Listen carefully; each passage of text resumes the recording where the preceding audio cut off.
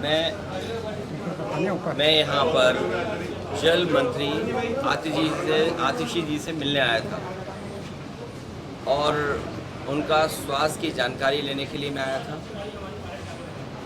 वो बहादुर तो हैं ही, लेकिन वो अपने लोगों के लिए लड़ना भी जानती हैं। जल मंत्री के साथ साथ वो दिल्ली को कैसे और दिल्ली के लोगों की समस्याओं का कैसे समाधान करें, उसके लिए लगातार वो लड़ती रही हैं। मुझे याद आ रहा है जिस समय बीजेपी की सरकार बनी थी और उनके प्रधान सांसद जी ने ये कहा था कि मैं मुख्यमंत्री रहा हूँ और मुख्यमंत्री की मैं तकलीफ और परेशानियों को जानता हूँ। लेकिन जब से बीजेपी की सरकार बनी है दिल्ली में, मुख्यमंत्रियों की तकलीफ बढ़ी है, परेशानियाँ बढ़ी हैं। जो दिल्ली सरकार से सहयोग और मदद मिलनी चाहिए, उन मददों को भी सरकार ने नहीं पूरा किया और वहीं भेदभाव और अन्याय लगातार दिल्ली की सरकार ने किया है।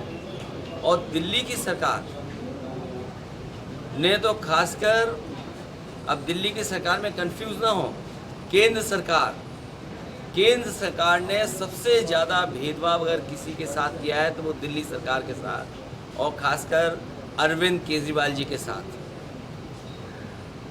सरकार बन गई उनकी, वो जनता के लिए काम करना चाहते हैं।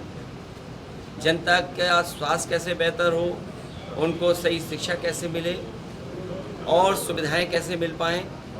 वहीं केंद्र सरकार लगातार रोड़ा अटका रही है, उनको तकलीफ परेशानी पहुंचा रही है।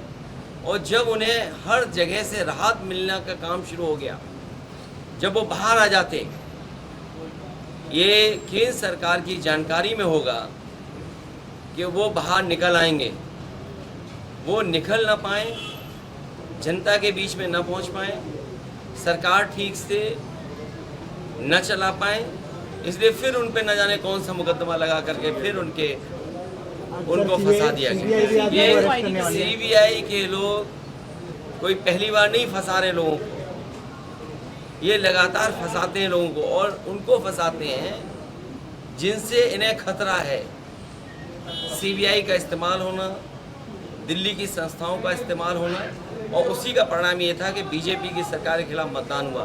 वो तो बच गए, नहीं तो दिल्ली की सरकार जो थी, केंद्र सरकार, वो कभी सफाया हो गया होता।